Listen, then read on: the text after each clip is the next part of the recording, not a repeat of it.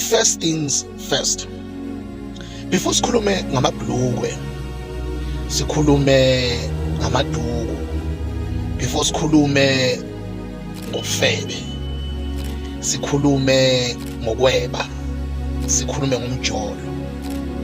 First thing first, before sikhulume ngezibusiso bafethu, sishumayele ngamadlozi, size sifinyelele ekutheni uJesu uyabuya.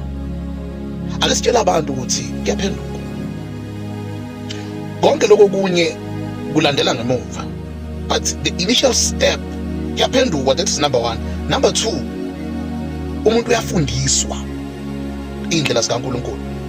That is why liyinkinga ibandla elingafundisi ngezwi likaNkulunkulu, ngoba lincisha abantu ithuba lokwazi izindlela zikaNkulunkulu ne-order nendlela uNkulunkulu afuna siphile ngayo. Before sikhulume ngamabhlukwe, siyobe sifike nini la sikhuluma khona ukuthi umuntu ufanele abe nendlebe yokuzwa umoya ongcwele yena, noma sekushunyayeliwe kodwa yena.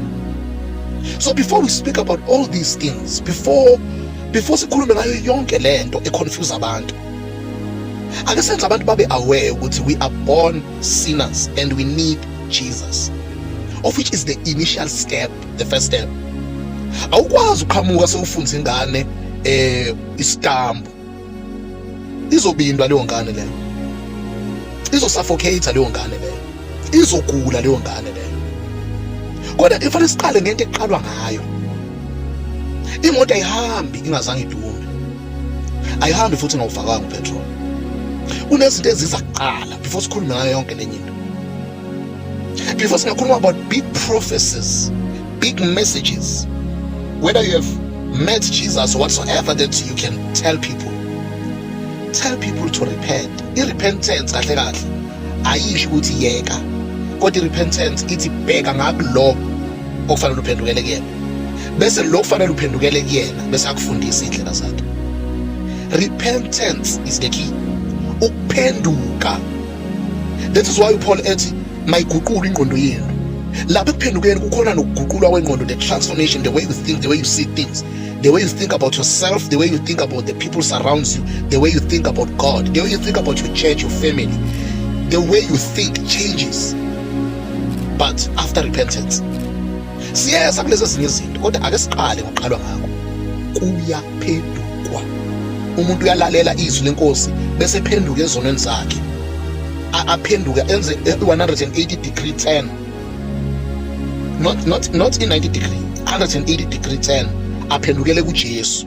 When he faces Jesus, then he's gonna get taught how to live for him. Hayi bafethu, ama-prophecies amakhulu, ilimi ekhulunywa ngazo emabandleni, you are not against those things. Ibusise ekhulunywa ngazo, we are not against that. Amadlozi kusazokhulunywa nangawo, kusazokhulunywa ngayo yonke into, everything. Kodwa the first step, ngoba uyabona masikhuluma iqiniso, iyodwa into yofika ibuzwe kuwe ukuthi you were presented Jesus, what did you do about him? Hayi manje babengitshela ngamabhlukwe, hayi mina kwawukuthi hayi mina ngithandela utshwala, manje bengitshela indaba yotshwala. No, you accept Jesus and Jesus is going to do the work.